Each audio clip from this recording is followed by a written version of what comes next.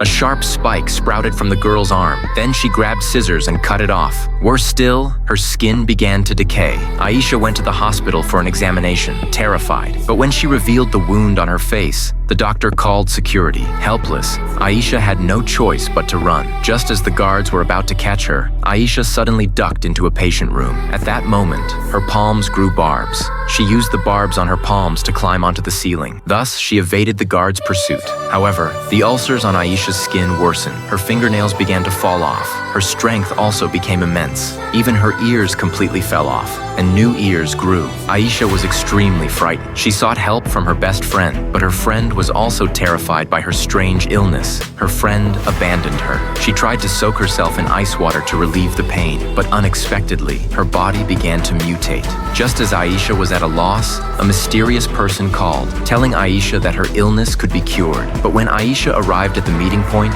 the two men kidnapped her. Aisha was tied to a chair. When she woke up again, she frantically broke free from the ropes. But just as she was about to escape, the police suddenly burst in. After the girl was locked in a cell, her body underwent new mutations. She quickly put on a hat, trying to conceal the fact. But a scientist discovered her abnormality and tricked her into believing he could cure her. The girl gradually lowered her guard and accepted him. The man began to inject her with anesthetics. They began to study the girl's body. They discovered that Aisha's DNA had mutated, no longer matching human DNA. So they planned to conduct an even more insane experiment on the girl.